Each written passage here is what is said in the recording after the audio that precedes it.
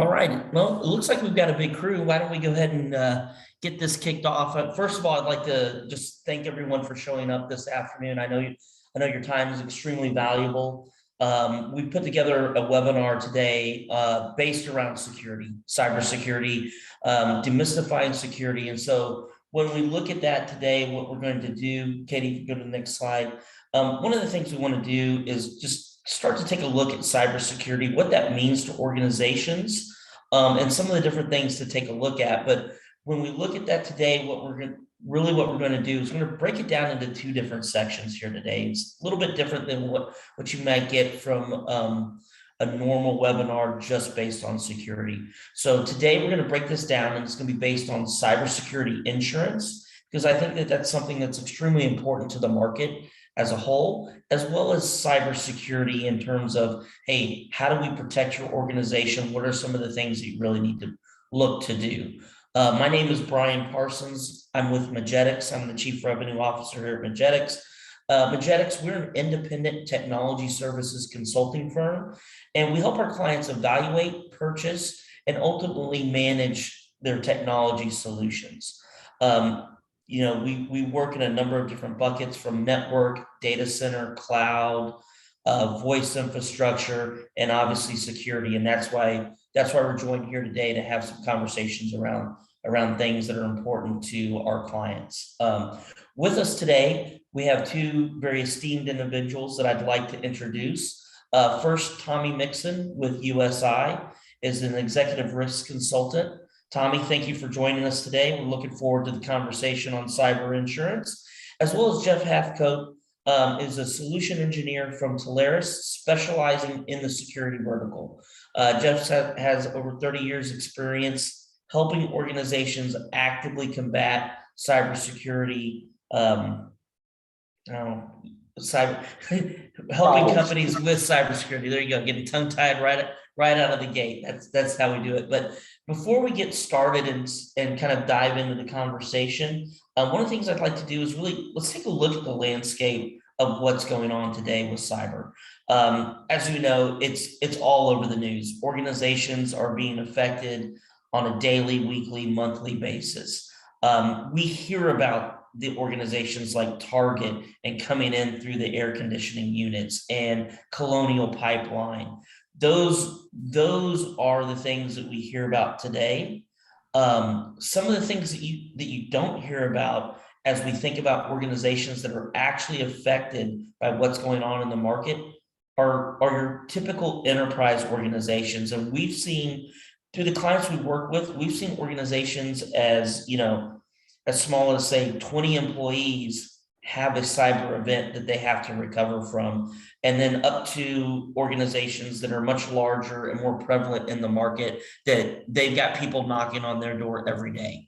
So when we start to look at these things, and we just look at some of the stuff up on the slide that Katie's presented for us today, is like the costs of these attacks are rising, and this is probably on a year-over-year basis.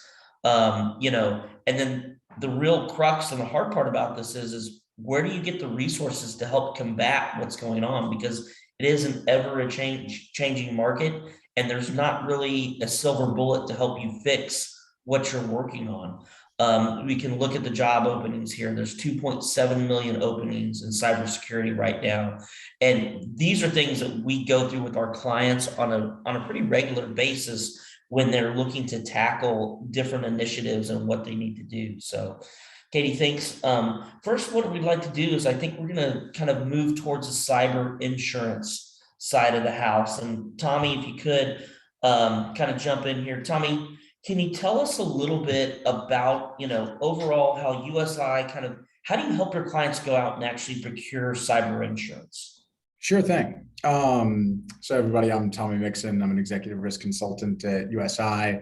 Part of my role includes strategizing and placing cyber insurance coverage for USI clients. I think the best way to start with this is, Brian, we've talked about this before. I compare cyber insurance and a company's cybersecurity to sort of your own personal finances as an individual, right?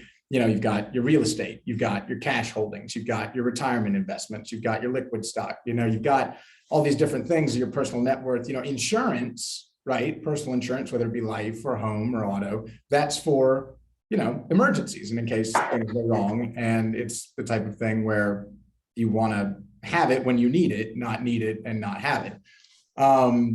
So USI's role when it comes to placing cyber insurance is to make sure that our clients have all of these controls in place, these things that companies like Mejeticks can help you get installed, whether it be, multi-factor authentication or whatever else your organization needs to have set up to place cybersecurity coverage. And what we see a lot of times is sort of off the shelf, if you will, cyber policies.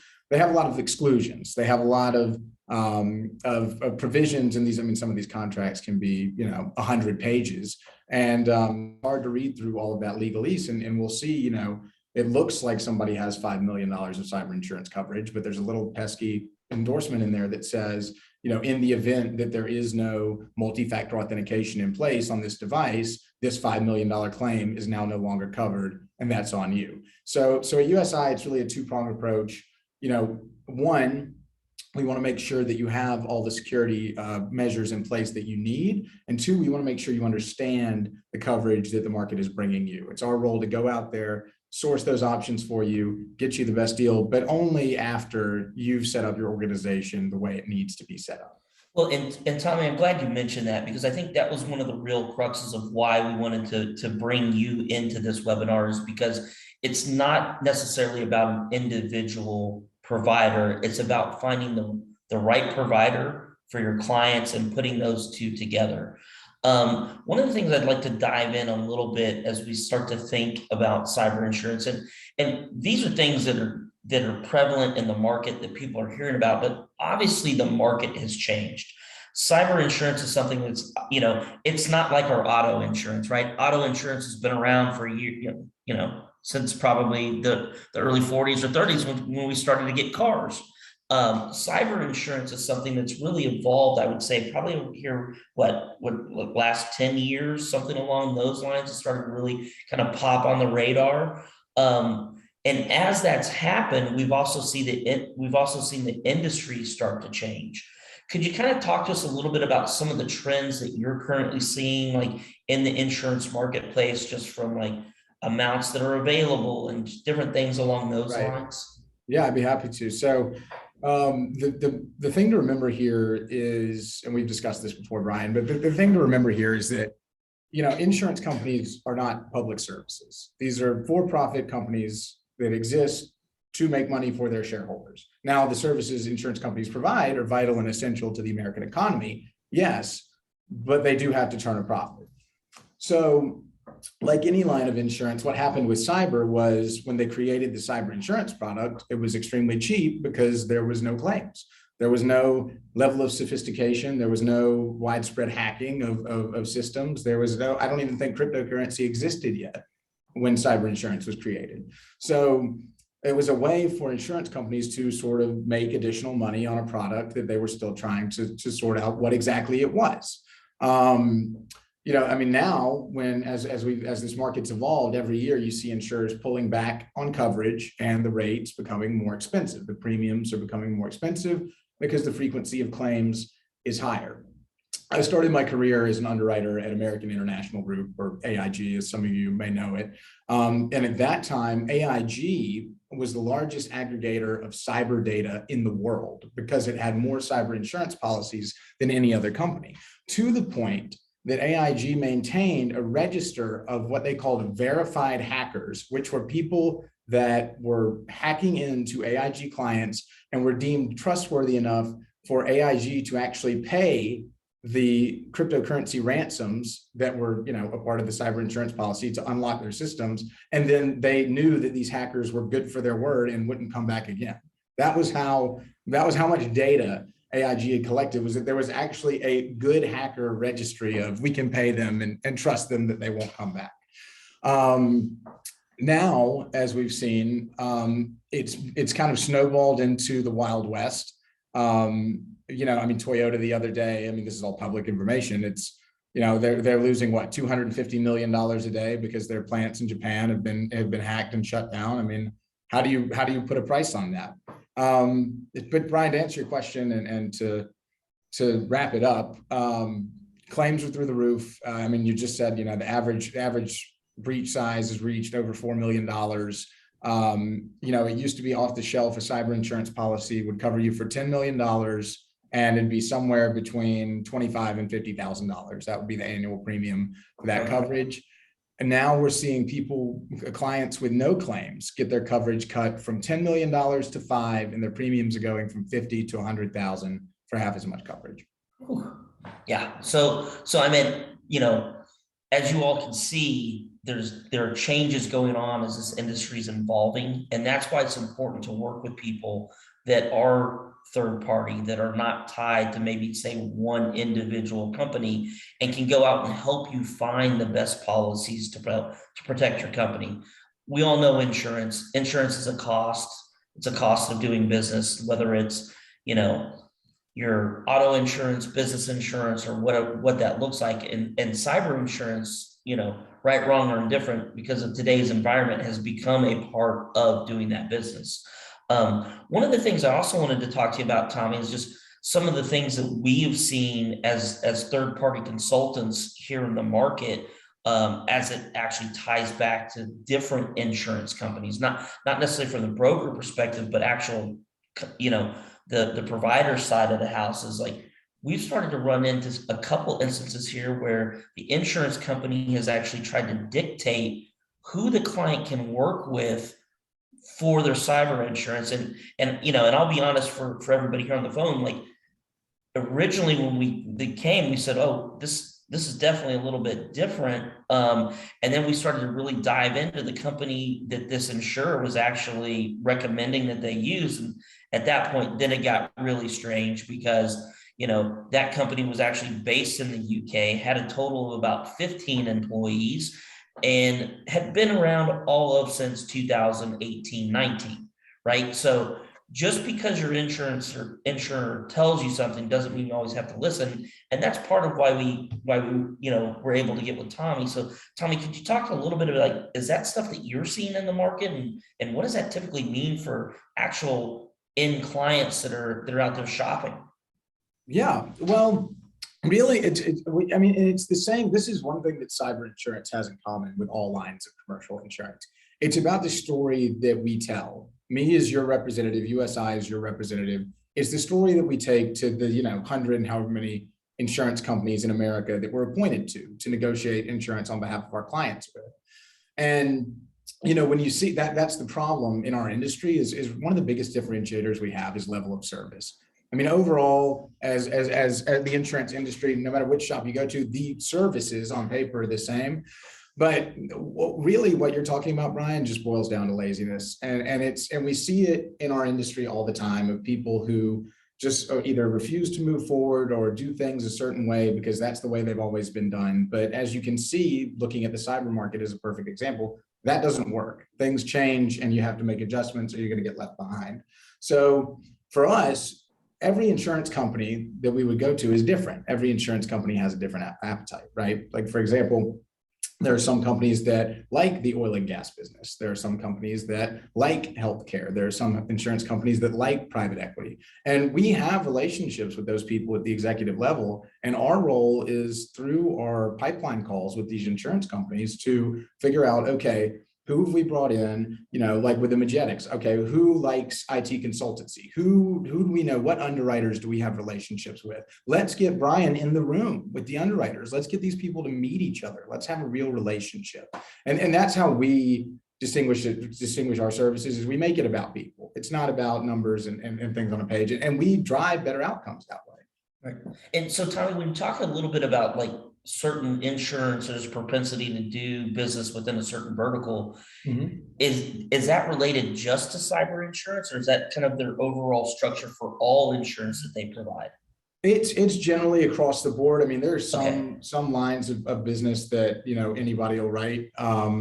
But for the most part, generally they have appetites. Insurance companies have appetites. And as a former underwriter, I can speak honestly. It's literally a playbook every year that you get as an underwriter. And by SIC code and class of business. It's, hey, we like this year. We don't like this so much. And that comes from, the past 5 years of losses that are generated by the insurance company. Some SIC codes, some types of businesses, they're generating more losses for the underwriters than they are profits. And that's how insurance companies move and adjust, as they go off of which lines of business are more profitable, which aren't, which are going by the wayside, which are new lines of business. So but amongst the, hundreds of insurance companies, everybody has a different experience. So there's maybe somebody doesn't like IT consulting, maybe somebody loves it. There's always going to be somebody that'll do the deal. No, that's very interesting. And I think, one of the other things we start to look, and it's, I'm sure it's been a change in the market, is really the requirements, right? The requirements to be able to go out and get insurance. And can you talk a little bit about what you've seen there, just from your side of like, what does it take to actually get insurance today? And I know we've got a slide up that kind of lists out a couple of those things, Yes. but like, how has that changed?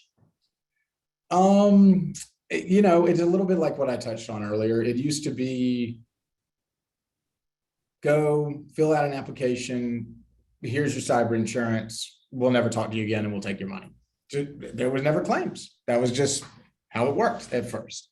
As claims have increased, as cyber insurance has become less and less profitable for insurance companies, they're adding these mechanisms, these requirements, in place before they will put your contract on their paper and agree to pay you, indemnify you, if you will, in the event of a claim.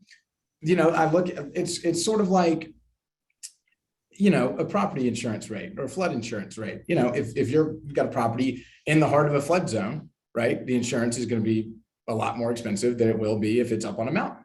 So it's the same deal. It's, we have large companies that would surprise you, that don't have any of these things in place. They don't have any of this network security. They don't have these network monitoring systems. A lot of them don't even have multi-factor authentication, which I know I keep harping on, but it's so basic, and it's something that you would think that everybody would use, and they really don't. So it's changed from really, these types of things will make your cyber insurance premium cheaper, which is how it used to be, to now you can no longer get cyber insurance without these. Yep. No, and that's interesting. And so now I think now is a great time for us to kind of segue into a different part of the conversation and start to really talk about like, what is cybersecurity and how do you tie that back to your organization?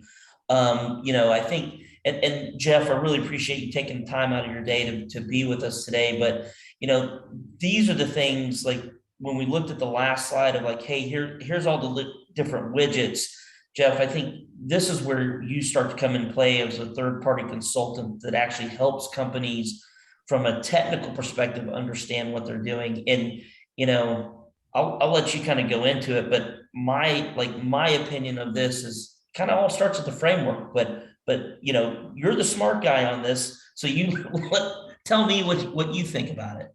I always say, Brian, if I'm the smartest guy in the room, I'm in the wrong room. So now the reality is, and I want to go back to what Tommy said just now. And the reality is the cyber insurance piece is a piece of the cybersecurity puzzle.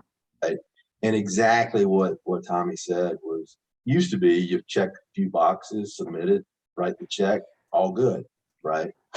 What I love about what has happened in that change time is it is actually making business leaders think about cybersecurity outside of just, well, we've got insurance, so we're covered, we're good, right? They're looking at this and they're saying, wow, we have to have this, and this. So it's, and if you ever hear me speak, you always hear me talk about, obviously, framework, but I talk about cyber resiliency. I work with organizations to get them to a point to where they are resilient, because the reality, Tommy can probably acknowledge this, the reality is you are going to be compromised. Don't fool yourself. You will be compromised. But as you build that resiliency, how efficiently and how quickly and how cost effective the recovery from that is, makes all the difference. There are companies that don't have a framework in place. They don't have the controls in place. They get hit with, we'll just say, ransomware. They're out of business. That's just the reality. And a framework is used in organizations regardless of size. You could be a Fortune 50 with hundreds of thousands of employees, or you could be a very small family-owned business with a handful of employees. Doesn't matter. A framework is in place to help you get to the point where you have built cyber resiliency. So I've got this graphic on the right, the donut, we call it, multicolored donut, and it's a continual cycle. And there's 5 pieces. I'm going to talk about a particular framework that comes from NIST, the National Institute of Standards and Technology. Well, there are, and Jeff, as we start to talk about framework, I think one of the things to really kind of point out to everybody that's with us today is like the framework is the foundation. And when we look out in the industry today, kind of like just technology solutions as a whole, I don't think that the market really drives towards a framework the way that it should. And it's more like, hey, what, like, I need to go buy CrowdStrike, or I need to go buy this or go buy that, as opposed to really taking that overall approach and looking at it. So everybody that's out there, I think that those are the things from a Mejeticks perspective. And I know Jeff, you know, he goes to the same boat, is like, it's about finding, you know, building the framework and building the overall structure of what you feel like you should start to put in place. And then the solutions will start to come behind that. So, you know, there is no silver bullet that says, hey, go buy this and you're going to be protected. But to Jeff's point, as you start to look at like NIST framework and those things, that's where you're going to start to drive your MFA and all of the MDRs and whatnot, the solution side, right? yeah, the reality of a framework is, the easy way to think of it is exactly what you said, Brian. It's that foundation. Think of building a house. You don't start at the roof, right? You start with that foundation. You dig the basement or you pour the slab, and then we build on top of it. And what a framework is going to do is going to give you essentially that blueprint where you know what comes next. Now, you can build a house without a blueprint, and you can put up walls and a floor and a roof, and it's going to look like a house. It's going to smell like a house. But the reality is, if you did it just based on what is in your head, you had no plan, the first really good wind that comes along is going to blow it down, and it's no longer going to be a house. It's going to be a pile of rubble. And what this framework does, it gives you that plan. It helps the organization understand, manage, and look at the risks and attack those risks. But what else it does, what a lot of people don't realize, is it gives you the opportunity to make plans in advance. So if you're the IT leader, cybersecurity leader in your organization, you're not bothering your CFO at the 11th hour with, oh my gosh, we have to do this. And it also avoids exactly what you said, Brian, those point solutions. Oh, we need a firewall, we need this, we need, all those are good, but unless they're part of that overall framework, it's just going to be layering complexity on top of complexity on top of complexity, and there's no real plan moving forward. So we start with those 5 things. You have to identify what we call your crown jewels, that piece of data, that system, that whatever it may be. Identify what it is, where it is, who has access to it, right? And that is that data that if it just went away tomorrow, when it goes away, you're in deep trouble. You have to protect that data through various means, right? Exactly what you said. We could do this point solution, but it's part of a larger system. Then you need to be able to detect when there's an anomaly within your system. Do you know what normal is? If you don't know what normal is, you're really not going to know what abnormal is. So are you going to be able to look and see that there's a bad actor within your environment and they're making moves, they're deleting your backups, they're manipulating your data, they're exfiltrating that data. So the detection is key, but another piece to that is the response piece. Can you respond to that activity, that detection? And then once you respond to it, can you recover from it? And those are the 5 key pieces of building cyber resiliency.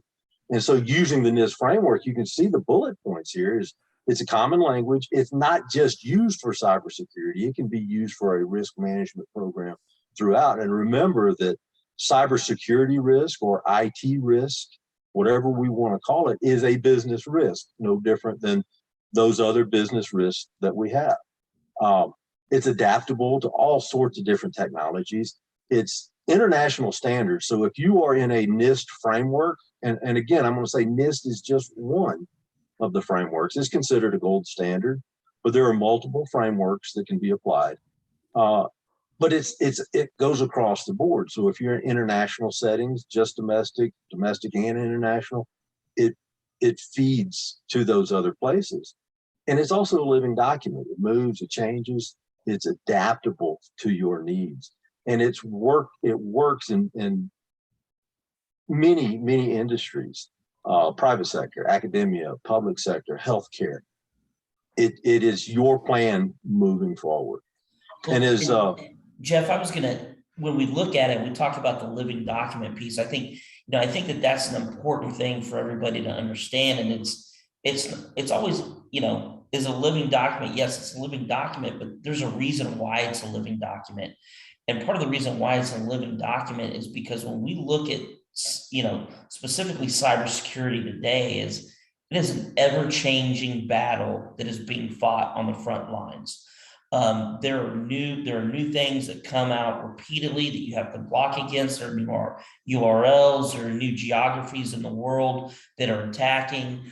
And so those are the types of things that you can't just set it and forget it. It has to be a methodology that changes over time and look at where the attacks are coming from and honestly try to get out in front of those attacks. And that's why, through the company that Jeff works with and what we do here at Mejeticks is those are the things we help our clients go and find some of those solutions that are going to, as we start to take the framework and then move towards the solution side is, hey, how do you go find these things that are going to be in front of, the next attacks, and how do we work with the right people to detect and respond?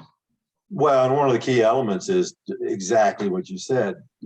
If you're an old guy like me, you remember something called Moore's Law. Moore's Law came into play whenever people started getting computers on their desks. And it essentially was that the processing power, the CPU output of a machine is going to double approximately every couple of months, every 3 months, I think it was. Well, we take Moore's Law and turn it to turbo whenever you talk about cyber security, because the reality is it changes about every 20 minutes. I take at least 1 hour every morning. I'm an early riser, so I usually take the first hour of my day and the last hour of my day. And I go and I look and I see what the threats are, what's happening out there in the world. I have multiple places that I'm a part of that can say, this is going on, this is going on. Obviously, we got geopolitical issues. Look at Ukraine, Russia right now. Look at the news. It's going to say cyber attack, cyber attack. The reality is future wars are going to be played out online. That's what's happening. Bad guys are not necessarily looking just to go ransom your data and get money from it. A lot of them are just wanting to disrupt. And it's a global problem. If you look me in the eye and you say, Jeff, we're not a target, I will have to look you back in the eye and say, well, you're absolutely wrong, because you are a target.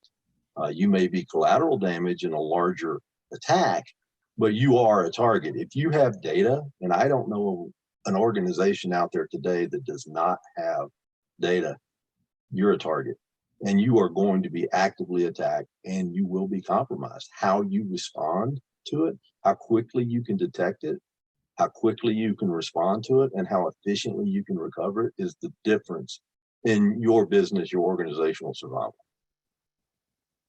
So on this next slide, it's kind of interesting because I think Tommy and I kind of share a brain when we talk about what do you have to do? I mean, cybersecurity cybersecurity insurance is a key element. There's a lot of organizations that have to have it. That's a requirement. You do not do business with us unless you have that policy. And Tommy mentioned some of the controls that were in place. But this is just a brief sample. Tommy, I think we could probably fill up 8-10 pages of, you have to have this in order to be coverable. Yeah, I mean, you can look at, I can say, I'm happy to send you a cyber insurance application that'll be about 12 pages of stuff that they want you to have. Right. And it's things like, there's some obvious things. Do you have a firewall? Okay, most folks today understand you really need a firewall within your infrastructure. But are you encrypting your data at rest and in transit? A lot of folks have no idea. Well, that's something that we can help with by doing certain assessments to find out what your gaps are. How are you protecting passwords? I think one of the key elements, Tommy, across the board for any provider, insurance provider, is the simplicity of having multi-factor authentication. And so many people do not do that. And it's not a high cost item by any stretch. No. The other piece is, are you training your folks? I've always said this, and Brian and Katie have heard me say this before, but as a my previous lives, I've run security for large organizations, small organizations, government. I've worked in the federal government. I don't worry so much about the guy over in the Ukraine or in North Korea or in Iran trying to get into my systems. I worry more about the internet. Looks like maybe we lost Jeff here a little bit. Right at the. It's all right. I know. Listen, I've heard this one before, and so I know it. So when you really look at it and you start to worry about, where is the hole in your organization? Not always, but 9 times out of 10, that hole actually sits between your computer and the chair, meaning it's the people, right? The people are the ones that tend to go and click on links that shouldn't be clicked on and do those types of things. So I think, yeah. Go ahead, Tommy.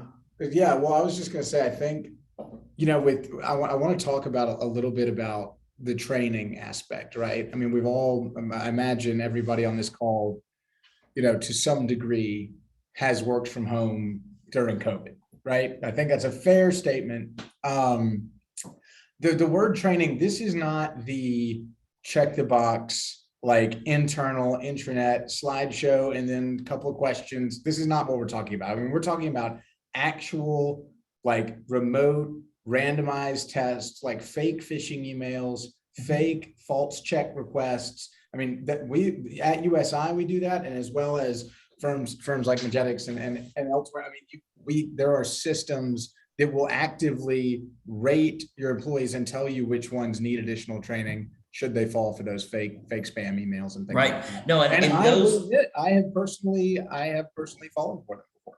So they get tricky. They really, and that's one of the things that we're seeing in the market is, the people that are trying to access your organizations and get in through the controls that you put in place, they're becoming more and more sophisticated.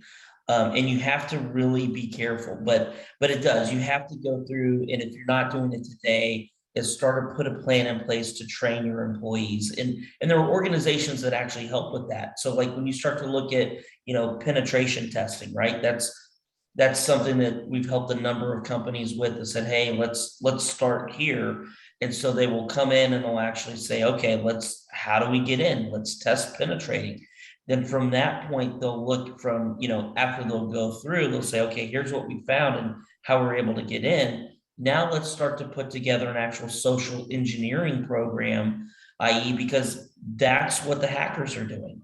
The hackers are trying to socially engineer your employees to go click on that link and go do those things. But, Tommy, we talked a little bit about like, hey, as we start to look at work from home, and this is something I see, and it's a common thing that you kind of see in the business, is like mergers and acquisitions are happening on a daily basis, right?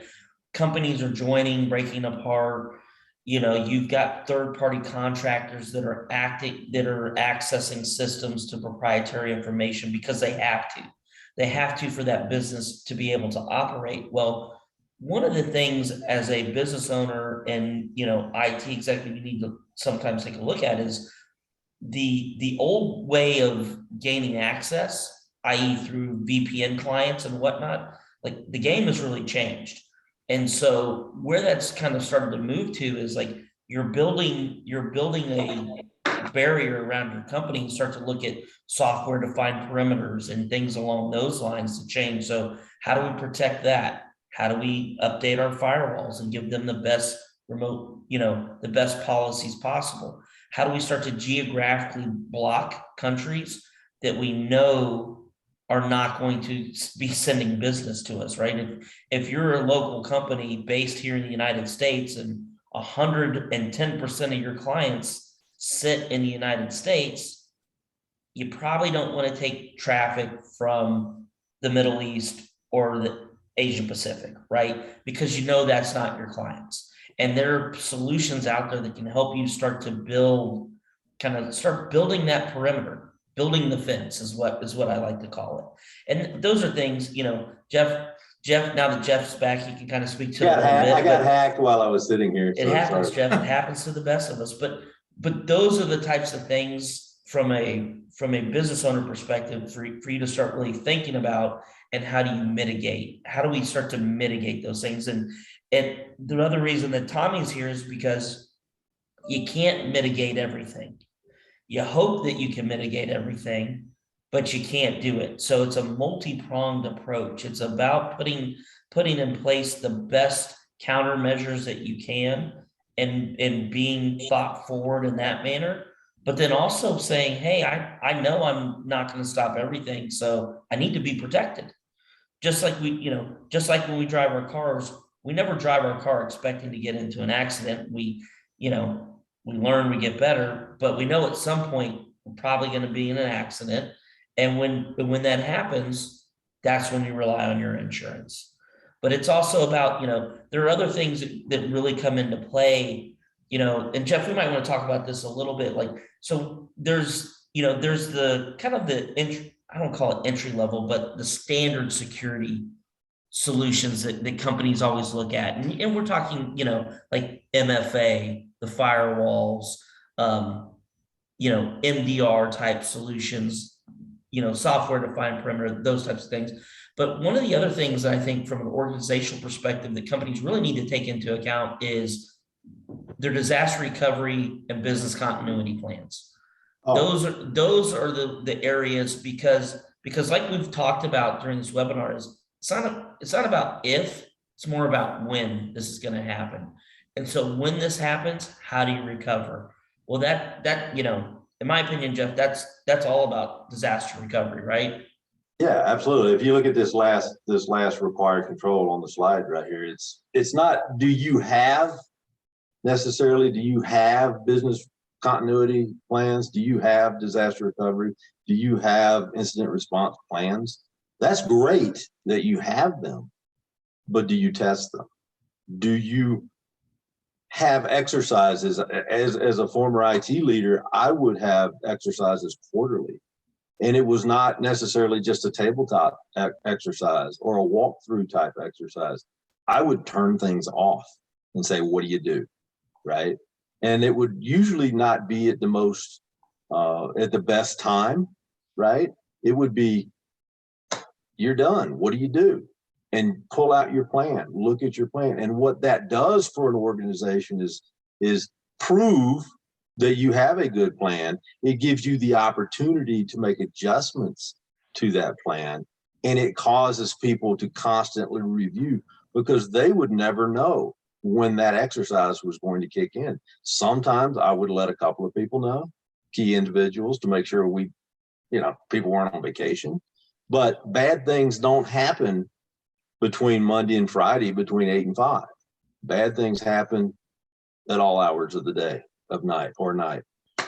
So that's the key. And it's not just those plans. Plans are great, but it's those other things that nobody really thinks about. Do you have backups? I'm sure, Tommy, you've had this conversation with folks. Do you back up your data? Oh, sure. We do backups and snapshots continuously. We have all the time.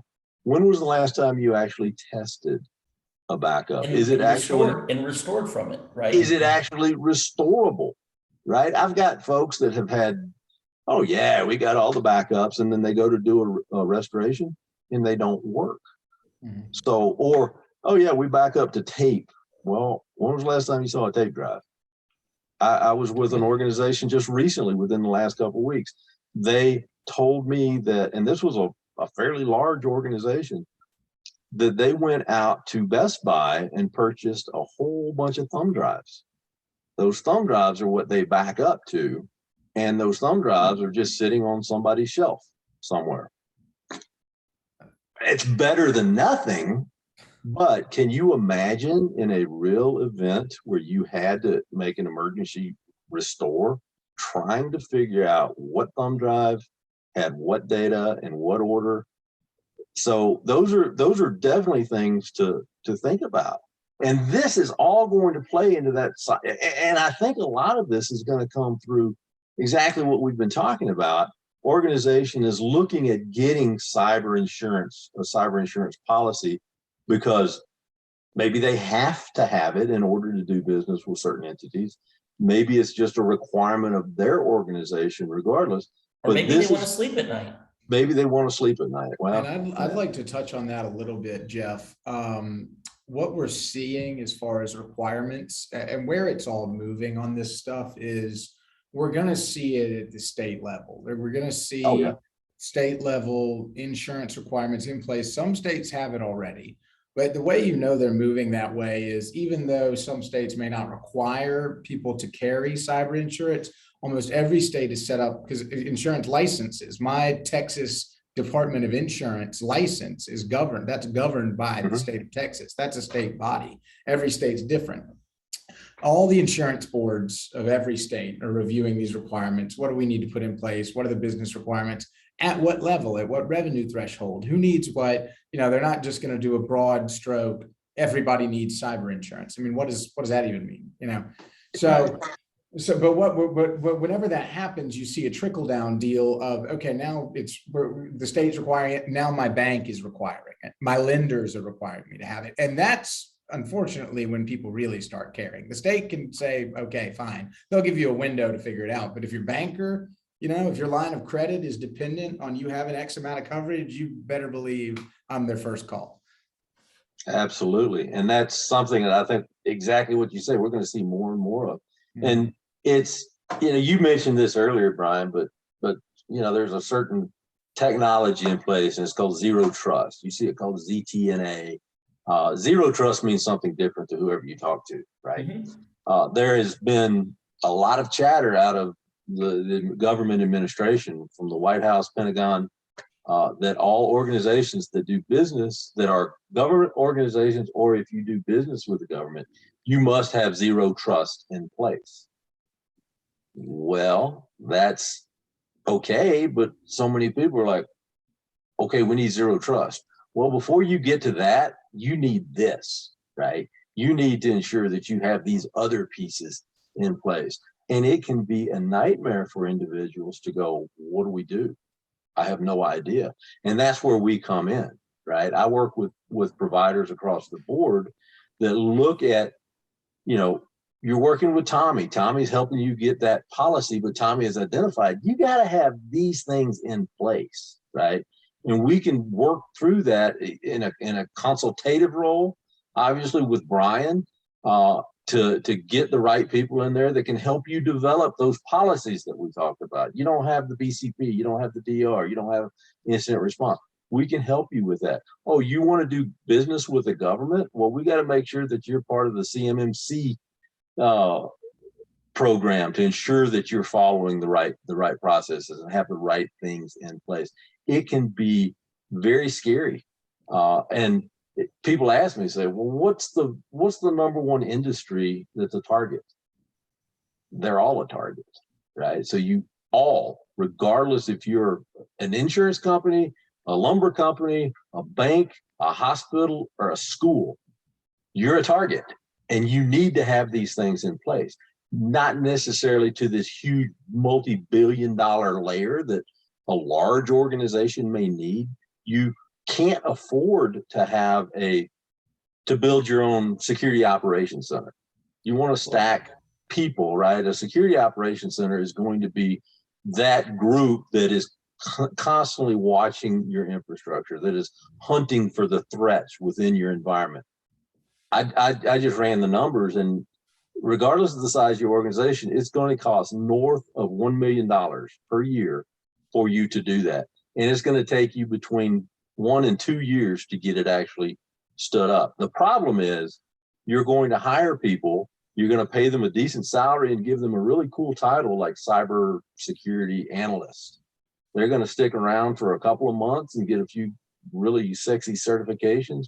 They're going to go away. And then you have to start all over again. So one of the things that we talk about, Tommy, and I know on some of the applications that you have is, do you have a SOC? Do you have someone that is able to detect and respond to those situations that you see in your log aggregation or your SIM? Most people, when you ask who's responsible for the security, who does this, they'll look you in the eye and go, well, we got a guy. Yeah. Right? And that's where it's the same guy. Yeah.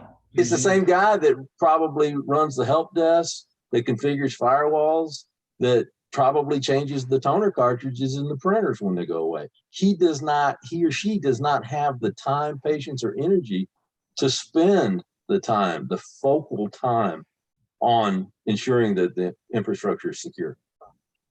Yeah, but I think, when we look at that, and this is for everybody on the phone as we kind of start to wrap up here, some of the takeaways from today is when you look is this, there's no silver bullet, right? There's no silver bullet for this. The thing to think about is it's not about one thing, it's about building a consultative approach to really starting to solve problems. And that's what, that's what Mejeticks is here for. That's what Tommy's here for from an insurance perspective, is to make sure when you start to walk down this path, what are some of the things that you need to start implementing, need to start looking at, so that you can be insurable, right? Because as we can see, it's like the train is coming down the tracks, and now it's time to get out in front of it. And that's what we're here to kind of help alleviate is how do we help you go do that? And then to Jeff's point earlier, it's not about doing that at the level of a Fortune 50 company, because you might not be that size, can't make that expense. If you pay to do that, you go out of business spending for it, right? So it's about finding the right set of solutions that fit your needs, just like it's finding the right amount of insurance that fits your needs. And that's really what we're here to help with and kind of go through, is not boil the ocean, but let's sit down and let's start to look at that, and let's start to make sure that it makes sense for your organization to start to put things in place if you haven't already. And we work with a lot of clients that have already started to put some of those things in place, say, hey, we have a framework. That's the first step, right?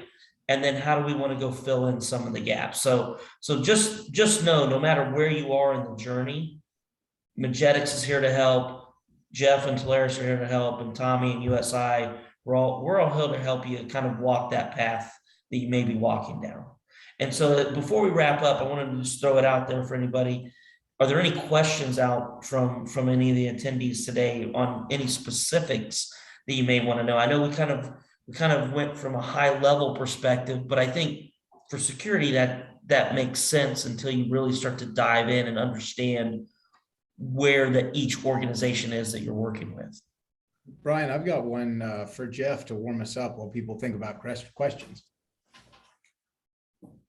Go for it. Yeah. All right. So Jeff, I think I think, you and I both deliver the same message to people, right? It's not if, but when. It's not if, right. But when. There will be an event at some point.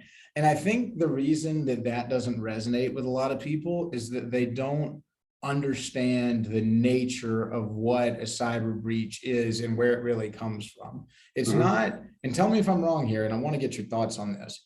It's not, I wake up in the morning and think, I want to take down Brian and Mejeticks. It's, I wrote a code that is going after everybody that has a computer, and whatever it gets into, that's what I'm taking. So am I right about that, Jeff? Am I wrong about that? What are your thoughts? No, I mean, it used to be, the first, what we call hackers, right, is they were called phone freaks with a PH.